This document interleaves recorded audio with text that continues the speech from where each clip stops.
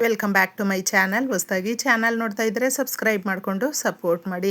ಸಚ್ಚಿದಾನಂದ ಸಾಯಿನಾಥ್ಗೆ ನಮಸ್ಕಾರ ಮಾಡುತ್ತಾ ಸಾಯಿನಾಥರ ಅನುಗ್ರಹ ಎಲ್ಲರ ಮೇಲೂ ಇರಲಿ ಅಂತ ವಿಡಿಯೋ ಪ್ರಾರಂಭ ಮಾಡ್ತಾ ಇದ್ದೀನಿ. ಸ್ನೇಹಿತರೆ, ಈ ಒಂದು ಎಲೆ ಮಾತ್ರ ನಮಗೆ ಅದೃಷ್ಟವನ್ನು ತಂದುಕೊಡುತ್ತೆ ಅಂತ ಹೇಳಬಹುದು. ಏಕೆಂದರೆ ನಾವು ಕಷ್ಟಪಡ್ತಾ ಇದ್ದೀವಿ, ಹಾರ್ಡ್ ವರ್ಕ್ ಮಾಡ್ತಾ ಇದ್ದೀವಿ, ಅದರ ಜೊತೆ ದೈವಾನುಗ್ರಹ ಅನ್ನೋದಿದ್ದರೆ, ಆಶೀರ್ವಾದ ಅನ್ನೋದು ಇದ್ದರೆ ನಾವು ಭೂಮಿ ತಗೊಳ್ಬಹುದು, ಚಿನ್ನ ತಗೊಳ್ಬಹುದು, ಮನೆ ಕಟ್ಕೊಳ್ಬಹುದು, ಸಾಲವನ್ನು ತೀರಿಸಬಹುದು. ಅಷ್ಟು ಶಕ್ತಿದಾಯಕವಾಗಿರುತ್ತೆ. ಯಾವ ದಿನ ಮಾಡಿಕೊಂಡ್ರೆ ತುಂಬ ಸೂಕ್ತವಾಗಿರುತ್ತೆ ಅಂತ ಹೇಳಿದ್ರೆ ಶುಕ್ರವಾರ ಮಾಡಿಕೊಂಡ್ರೆ ಚೆನ್ನಾಗಿರುತ್ತೆ. ಶುಕ್ರವಾರ ಪ್ರತಿಯೊಬ್ಬರು ಕೂಡ ಎಷ್ಟೇ ಬಡವರು ಶ್ರೀಮಂತರು ಅನ್ನೋದು ಎಲ್ಲವೂ ಲೆಕ್ಕಕ್ಕೆ ಇಲ್ಲ ಸ್ನೇಹಿತರೆ. ನಾವೆಲ್ಲರೂ ಕೂಡ ಭಗವಂತನ ಮಕ್ಕಳು. ಶುಕ್ರವಾರ ಲಕ್ಷ್ಮಿಯ ವಾರ ಆಗಿರೋದ್ರಿಂದ ತಾಯಿಯನ್ನು ಒಲಿಸ್ಕೊಳ್ಳೋದಕ್ಕೆ ಈ ಸಣ್ಣ ಪರಿಹಾರವನ್ನು ನೀವು ಮಾಡಿಕೊಳ್ಳಿ. ಎಲ್ರಿಗೂ ಕೂಡ ಒಂದೊಂದು ಆಸೆ ಅನ್ನೋದು ಇರುತ್ತೆ. ಸ್ವಂತವಾಗಿ ನಮಗೆ ಮನೆ ಇರಬೇಕು, ಬಾಡಿಗೆ ಮನೆಗಳಲ್ಲಿದ್ದೀವಿ, ಬಾಡಿಗೆ ಕಟ್ಟೋದಕ್ಕಾಗೋದಿಲ್ಲ, ಅಥವಾ ಲೀಸ್ ಮನೆಯಲ್ಲಿದ್ದೀವಿ, ಏನೋ ನಮ್ಗೆ ಗೊತ್ತಿಲ್ಲ, ಒಂದು ಸ್ವಂತವಾಗಿ ಮನೆ ಇದ್ದರೆ ಸಾಕು, ಅಥವಾ ನಮಗೇನೆ ಸ್ವಲ್ಪ ಒಡವೆಗಳು ಮಾಡಿಸ್ಕೊಳ್ಬೇಕು ಅಂತ ಆಸೆ ಇದೆ. ಏನು ಮಾಡಿದ್ರು, ಎಷ್ಟೇ ಪ್ರಯತ್ನ ಪಟ್ಟರು ಚಿನ್ನ ಮಾಡಿಸ್ಕೊಳ್ಳೋದಕ್ಕಾಗೋದಿಲ್ಲ, ಒಡವೆಗಳು ಮಾಡಿಸ್ಕೊಳ್ಳೋದಕ್ಕಾಗೋದಿಲ್ಲ. ಏನಾದರೂ ದೋಷಗಳಿದೆಯಾ? ಹೌದು, ಏನಾದರೂ ದೋಷಗಳಿದ್ದರೂ ಹಾಗೂ ನಮಗೆ ಆದಾಯದ ಮಾರ್ಗಗಳು ಅನ್ನೋದು ಕಾಣಿಸದೇ ಇದ್ದಾಗ ಸಾಲಕ್ಕೆ ಗುರಿಯಾಗಿರ್ತೀವಿ. ಸಾಲವನ್ನು ನಾವು ಪಡ್ಕೊಂಡಿರ್ತೀವಿ, ಆದರೆ ಅದನ್ನು ರಿಟರ್ನ್ ಮಾಡೋದಕ್ಕೆ ನಮಗೆ ತೊಂದರೆ, ತಾಪತ್ರೆಗಳು ಅನ್ನೋದು ಇನ್ನಷ್ಟು ಬಂದಿರುತ್ತೆ. ಒಂದು ತೀರ್ಸೋಕ್ಕೋಗಿ ಇನ್ನೊಂದು ಅಂತ ಒಂದು 10-6 ಸಾಲಗಳನ್ನು ಮಾಡ್ಕೊಂಡಿರ್ತೀವಿ. ಸಮಸ್ಯೆಗಳು ದೊಡ್ಡದಾಗಿ ಮಾಡ್ಕೊಂಡಿರ್ತೀವಿ. ಅಂತಹ ಸಮಯಗಳಲ್ಲಿ ಮಾಡುವಂಥ ಪರಿಹಾರ, ಯಾವ ಪರಿಹಾರ ಮಾಡಿದ್ರೂ ಮುಖ್ಯವಾಗಿ ನಮಗೆ ನಂಬಿಕೆ ಬಹಳ ಮುಖ್ಯವಾಗಿರುತ್ತೆ ಸ್ನೇಹಿತರೆ. ನಂಬಿಕೆ ಇಲ್ಲದ್ದು ನೀವು ಯಾವುದೇ ಪರಿಹಾರ ಮಾಡಿದ್ರು, ಎಷ್ಟೇ ಭಗವಂತನಿಗೆ ಪೂಜೆ ಪರಿಹಾರಗಳು ಮಾಡಿದ್ರು, ಕೈ ಮುಗಿದ್ರು ಭಗವಂತ ಆಶೀರ್ವಾದ ಮಾಡೋದಿಲ್ಲ. ಆದರೆ ನಾವು ಏನು ಮಾಡಲಿ ಬಿಡಲಿ, ನಂಬಿಕೆ ಇದ್ದರೆ, ಶ್ರದ್ಧಾ ಭಕ್ತಿ ಇದ್ದರೆ ಭಗವಂತನು ನಮಗೆ ದಾರಿಗಳನ್ನು ತೋರಿಸ್ಕೊಡ್ತಾನೆ. ಯಾಕಂದರೆ ನಾವು ಅಂದ್ಕೊಳ್ತಾ ಇರ್ತೀವಿ ನಾವು ಯಾರಿಗೇನೂ ಮೋಸ ಮಾಡಿಲ್ಲ, ಆದರೂ ನಮಗೆ ಹಾಗೆ ಇಷ್ಟೊಂದು ಪರೀಕ್ಷೆಗಳು, ಸಮಸ್ಯೆಗಳು, ಕಷ್ಟ ಗೊತ್ತಾಗ್ತಾ ಇಲ್ಲ ಅಂತ ಹೇಳಿದ್ರೆ ಅಂತಹವರು, ಯಾಕಂದರೆ ಈ ಕಷ್ಟಗಳು ಎಲ್ಲವೂ ಕೂಡ ನಮ್ಮನ್ನು ಗಟ್ಟಿಯಾಗಿ ಮಾಡೋದಕ್ಕೆ ಬರುತ್ತೆ. ಆದರೆ ಎಲ್ಲರೂ ಕೈ ಬಿಟ್ಟಾಗ ಭಗವಂತನು ನಮ್ಮ ಕೈ ಹಿಡಿತಾನೆ ಸ್ನೇಹಿತರೆ.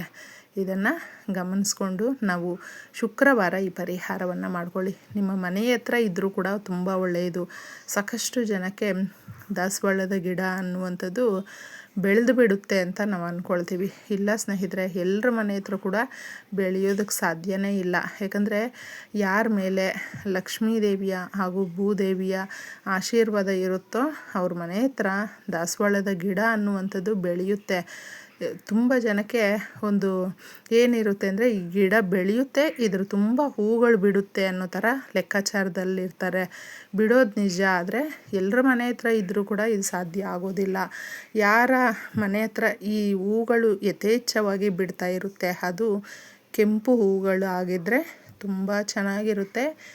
ಗಣಪತಿಯ ಆಶೀರ್ವಾದ, ಲಕ್ಷ್ಮೀ ದೇವಿಯ ಆಶೀರ್ವಾದ ತಪ್ಪದೇ ಸಿಗುತ್ತೆ ಸ್ನೇಹಿತರೆ. ಯಾಕಂದರೆ ಗಣಪತಿ ಸ್ವಾಮಿಗೆ ಈ ಹೂವನ್ನು ನಾವು ಬುಧವಾರದ ದಿನಗಳಲ್ಲಿ ಅರ್ಪಿಸಿ ನಮ್ಮ ಕೋರಿಕೆಗಳನ್ನು ಕೇಳಿಕೊಂಡ್ರೆ ಇಷ್ಟಾರ್ಥಗಳು ನೆರವೇರುತ್ತೆ. ಅದಕ್ಕೆ ಇದನ್ನು ನೀವು ಸೂಕ್ಷ್ಮವಾಗಿ ಗಮನಿಸ್ಕೊಂಡು ಈ ದಾಸವಾಳದ ಎಲೆಯ ಪರಿಹಾರವನ್ನು ಯಾರು ಮಾಡ್ಕೊಳ್ತಾರೋ ಅವರ ಸಾಲಗಳು ತೀರುತ್ತೆ, ಮನೆ ಕಟ್ಕೊಳ್ಳುವಂಥ ಯೋಗ ಬರುತ್ತೆ, ಹಾಗೂ ಚಿನ್ನವನ್ನು ತಗೊಳ್ಳುವಂಥ ಯೋಗ ಕೂಡಿ ಬರುತ್ತೆ. ಈ ಪರಿಹಾರವನ್ನು ನೀವು ಮಾಡ್ಕೊಂಡು ನೋಡಿ. ಶುಕ್ರವಾರ ಮಾಡ್ಕೊಳ್ಳೋದ್ರಿಂದ ಎಷ್ಟೋ ಜನಕ್ಕೆ ನರದೃಷ್ಟಿಯಿಂದನೇ ತುಂಬ ಕಷ್ಟಗಳು ಪಡ್ತಾ ಇರ್ತಾರೆ.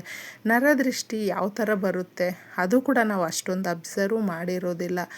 ನಾವು ಏನು ಕಷ್ಟಪಡ್ತಾ ಇದ್ದೀವಿ ಅದು ನಮಗೆ ಮಾತ್ರ ಗೊತ್ತಿರುತ್ತೆ. ಆದರೆ ನೋಡುವಂಥವರ ಕಣ್ಣಿರುತ್ತಲ್ವ, ಅವ್ರಿಗೇನು ಚೆನ್ನಾಗಿದ್ದಾರೆ, ನಕ್ಕೊಂಡಿದ್ದಾರೆ, ಖುಷಿಯಾಗಿದ್ದಾರೆ, ಒಳ್ಳೆ ಕೆಲಸ, ಮನೆ, ಸಂಸಾರ ಎಲ್ಲವೂ ಚೆನ್ನಾಗಿದೆ, ಮಕ್ಕಳು, ಗಂಡ ಅವ್ರ ಮಾತು ಕೇಳ್ತಾರೆ, ಈ ಥರ ಎಲ್ಲವೂ ಕೂಡ ನರದೃಷ್ಟಿ ಸ್ನೇಹಿತರೆ.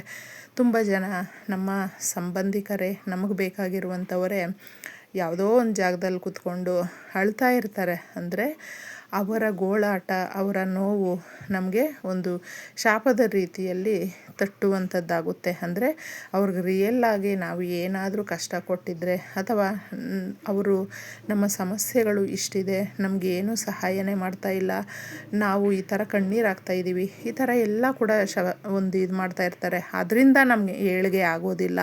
ಇನ್ನೂ ಸಾಕಷ್ಟು ಸಾಲದ ಸಮಸ್ಯೆಗಳು ಹಾಗೂ ಆರೋಗ್ಯದ ಸಮಸ್ಯೆಗಳು ಅನ್ನುವಂಥದ್ದು ತಟ್ಟುತ್ತೆ.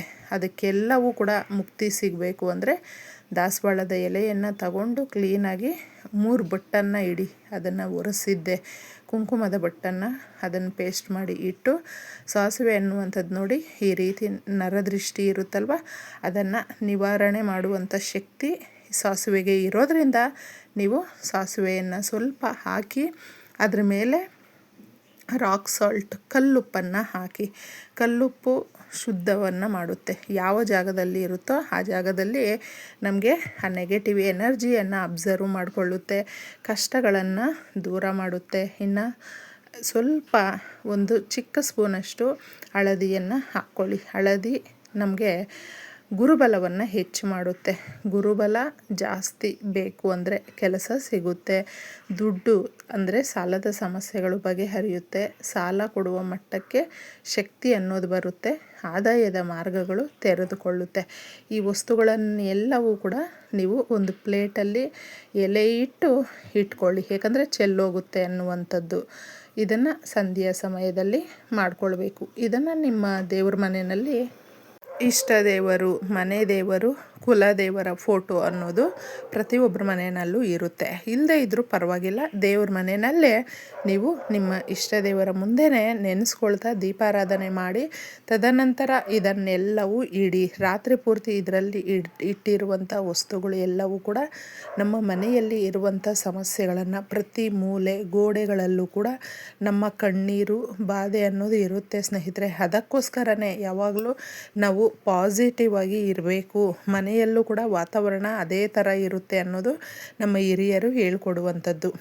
ಇದನ್ನು ಮಾಡಿಕೊಂಡು ನಿಮ್ಮ ಸಾಲಗಳಿದ್ದರೆ, ನಿಮ್ಮ ಕೋರಿಕೆಗಳಿದ್ದರೆ ಅದನ್ನು ಹೇಳಿಕೊಂಡು ಸತತವಾಗಿ ನಮ್ಮ ಸಮಸ್ಯೆಗಳು ಬಗೆಹರಿದು ನಾವು ಸಾಲ ಕೊಟ್ಟು ಇನ್ನಷ್ಟು ಚೆನ್ನಾಗಿ ನಾವು ಕೂಡ ಆಗಬೇಕು, ಈ ಥರ ಕೇಳಿಕೊಂಡು ಸಂಕಲ್ಪ ಮಾಡಿ ನೀವು ರಾತ್ರಿ ಪೂರ್ತಿ ಇಡಬೇಕು.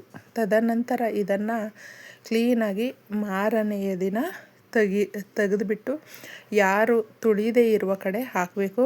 ಇದನ್ನು ನಾವು ಏನು ತಪ್ಪು ಮಾಡ್ತೀವಿ ಅಂದರೆ ಪರಿಹಾರ ಎಲ್ಲ ಕ್ಲೀನಾಗಿ ಮಾಡ್ಕೊಳ್ತೀವಿ. ಇದನ್ನು ಎಲ್ಲಂದರೆ ಅಲ್ಲಿ ಮುಗ್ದೋಗಿದೆ ಅಂತಂದ್ಬಿಟ್ಟು ಬಿಸಾಕ್ಬಿಡ್ತೀವಿ.